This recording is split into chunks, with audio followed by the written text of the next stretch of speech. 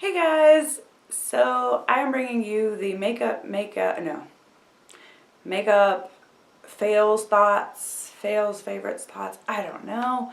I think I decided to just keep the title the same since I already used it once, but yeah, this is that video that I just couldn't decide what to call. I think this is going to quickly become one of my favorite videos to film though. It's just kind of a recap of all the things I've been using, things I've been loving, things I've been hating, and kind of things that are going on in the makeup world.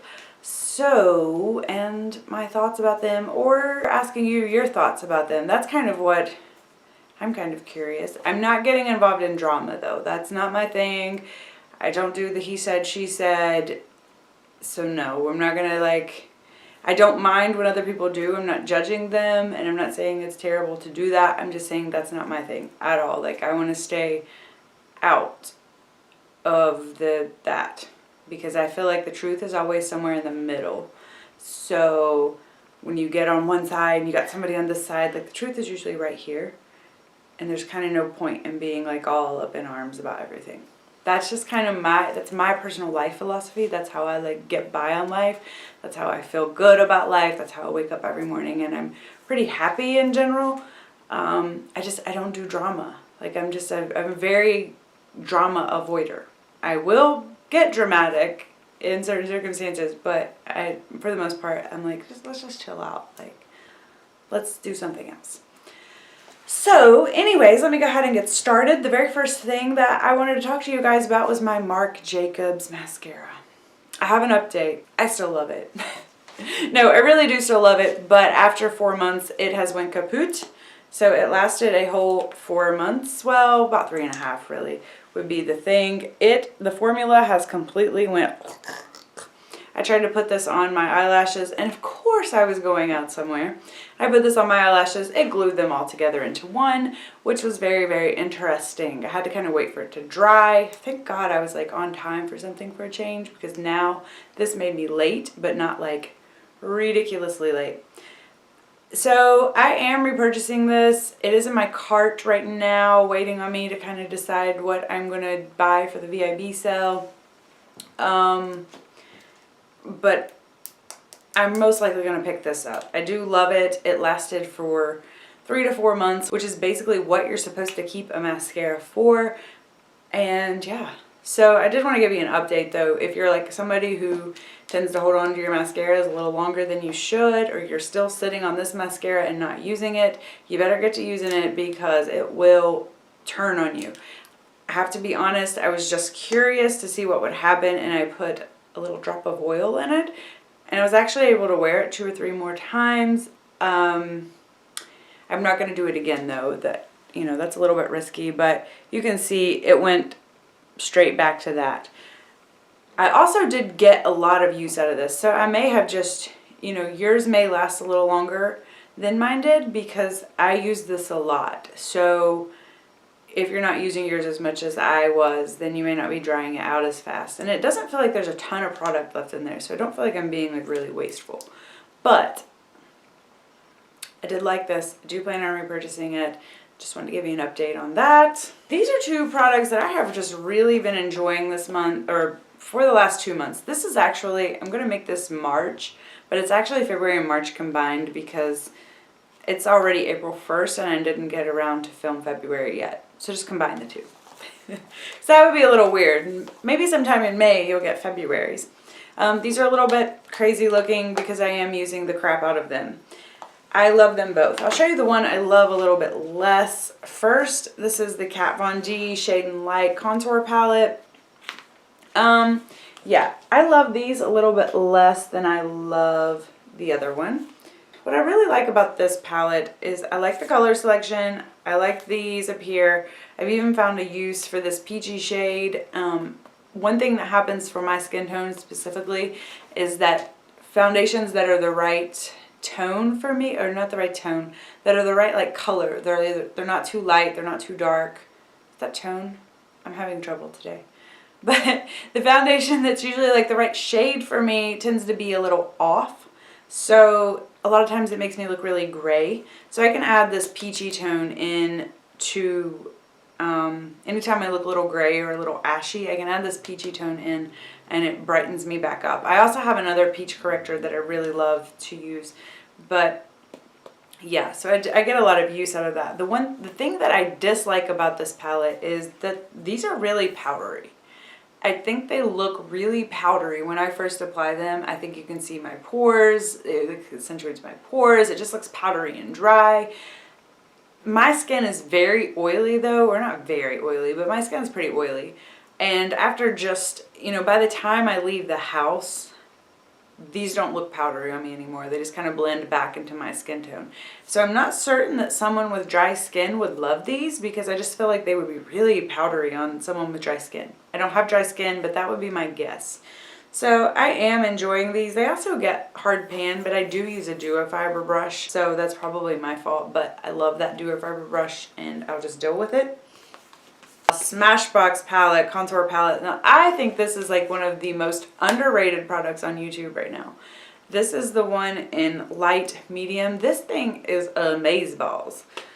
I've used this one more. I like it more. It suits me better in the winter. It's just better. I don't know, the formulation's a little bit better. That one's good, but this one's just a little bit better.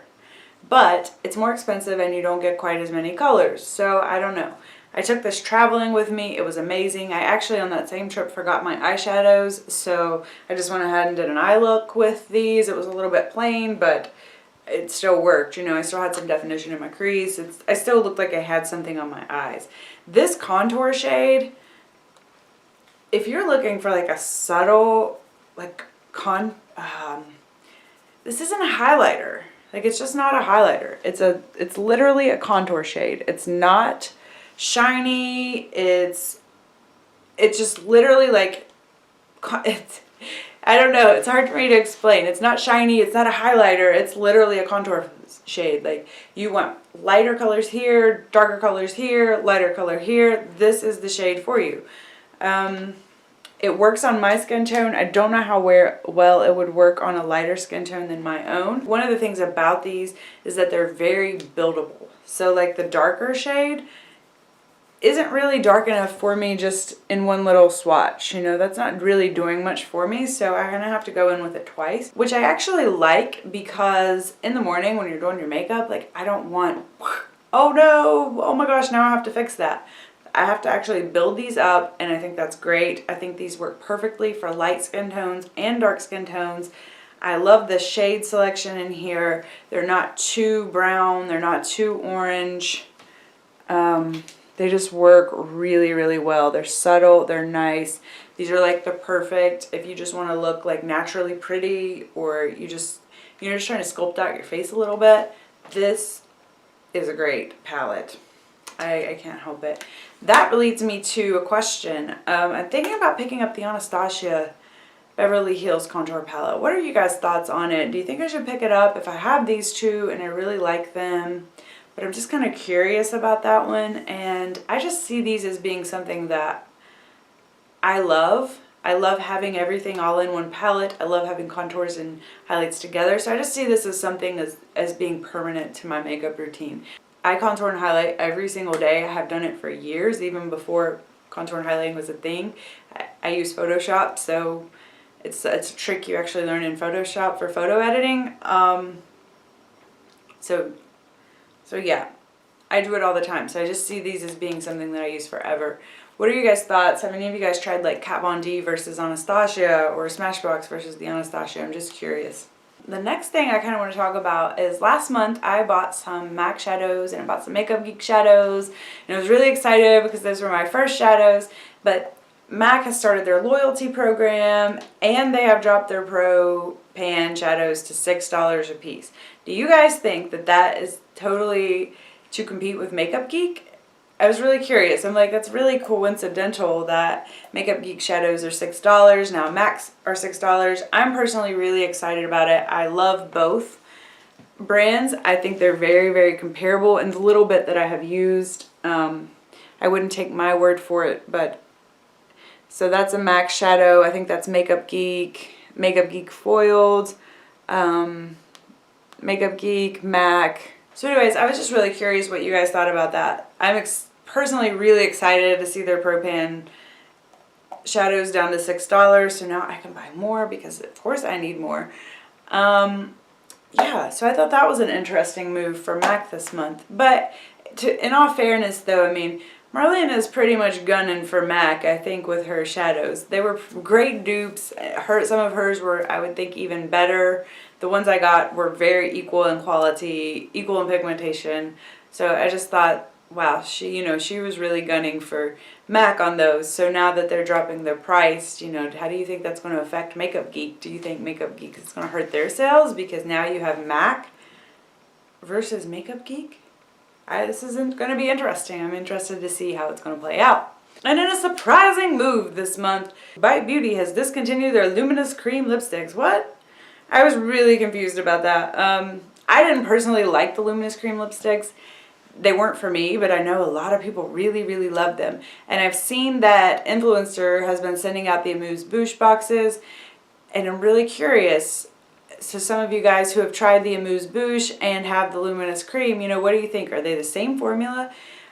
Or a very similar formula? I'm hesitant to get the Amuse Bouche personally because I disliked this one so much. And there's some issues with this. I mean, it's obviously a little size, so it's not going to be quite the same as the big size. But I just personally didn't like how creamy it was. That was my biggest beef with it. I just couldn't wear it out. I couldn't wear it and feel confident. I felt like I had to babysit my lipstick. I felt like I was constantly checking on it. I felt like if I wasn't, I would end up with like lipstick up here, and I did. Like that happened. It was a thing. I had a girl offer me her Revlon Color Stay lipstick, and I was like, really? Like, this is like ridiculously expensive, and I have a girl offering me Revlon Color Stay. That was just a bad, I was like, because I had lipstick up here. Like, no wonder she offered me her Revlon Color Stay. She was like, girl, you need your lipstick to stay in place. And I did. So the Luminous creams weren't for me. So I'm curious, have any of you guys tried the Amuse Bouche versus Luminous Cream? I haven't seen a lot of like comparison videos yet. They are just now out on the market, so to everyone. But anyways, curious about that. Okay, another really fun thing that I did this month was Heidi K had on her channel, and I'll find the video and link it below, but she was talking about how she uses random.org to like pick out her makeup and do all this stuff. I thought it was a really, really fun idea. Not for me particularly how she does it, just because I'm project panning and I have a sort of certain order of things that I kind of want to keep in order. I'm using oldest products first. So I'm not necessarily, I didn't try to do it her way, but I did use it to kind of pick out some like little fun things for me to try throughout the month. And I really enjoyed it. So I'll link her video below because I think it's just fun and it'll inspire you regardless of whether you do it her way or your own way. I think it'll really inspire you to play with your makeup a little bit more, which it did with me. I wanted to share with you some of the things that it inspired me to play with this month, and these are going to be my favorites and fails basically. First off, we have this Pixie Shea Butter Lip Balm. Oh, I don't remember the color. I looked it up earlier and I've already forgotten, but it's the bright pink one. There's not a ton of these colors. I think it might be raspberry or something. I really like these, and they're only $8. Well, no, I really like this one. I don't know if the other colors are this freaking awesome, but this lip stain lasts a really, really long time. It is a lip balm, and I usually don't like tinted lip balms, but it's not creamy and slippery. Like, you put this on, it stays, it stains, it lasts. I really enjoyed this. One thing I will say, like after a day of wearing this, it's not moisturizing. Your lips will eventually get dry kind of by the end of the day, but for $8, this was a really good product and such a pretty color. I would like to try more of these. I doubt I will because I don't need any more friggin' products, but yeah. This blush was just hilarious. This is the Mineral Hygienics blush. I am in love with a foundation from them right now, so I'm thinking about picking it up, but I tried this blush, and oh my god. First of all, that looks purple to me. Like, it just looks freaking purple. But I tried this on, and it is definitely not for me in the winter, for sure. Like, even that, we're still kind of purple shimmery, right? Oh, I should have done that for the camera. Hold on. Okay, I'm going to redo that swatch because I want to do it for the camera if I can. But we're still that purpley shade. And then here's this. And then let's watch it turn orange. What? No. So I'm holding on to this blush. I'm going to try it again in the summer. I don't think that color is ever going to look good on me. I can't imagine it looking good on me, but I mean, what color is that? Sorry, I just cursed, but I don't know. Anyways, it's very appropriately named. It is named Rosy Raisin. So it is an orange raisin, and I agree with that. So that was definitely a fail for me this month. Not quite at declutter stage fail yet, but I see it in its future. Since I've dirtied up my hands and made a mess on them, I'm not going to swatch these guys for you. But this is a bunch of Benefit blushes that I got in the little kit. I shouldn't have bought it because I don't like them. But this did come up on the random.org. It picked me to use this month. And I don't love these. I haven't found any of them that I'm in love with. The only one I used this month was Dandelion. And there I am swatching because I can't help myself. But it just doesn't really show up on my skin. It just doesn't really show up on me. Like by the time I blend it out, it just blends out to nothing. There's nothing there. I did cake it on really, really good the day that I used it though. So it did show up. So I think I'll be able to actually use that one. But yeah, I'm not loving these. But so Dandelion was okay, but I would never ever repurchase it. So that's all the items that I really wanted to share with you guys this month and talk to you about. Kind of get your thoughts on what's going on in the world. Anyway, so let me know if you do favorites and fails. I'd really like to see it. I like watching smaller YouTubers, or I like watching YouTubers that aren't just showing their sponsored products for the month. Like that's annoying. Or the products that you were sent for free to talk about in your favorites. Like once I see that happen, I'm kind of like, I don't really want to watch your channel anymore because that was just like really annoying to me. Like I don't want to know that you think the 3-in-1 curler is your favorite. No, it's not. It's not. And then you never use it again. So, yeah. Anyways, so I will see you guys again soon. It was great to talk to you again. I hope you enjoyed the video, and I will see you. Bye.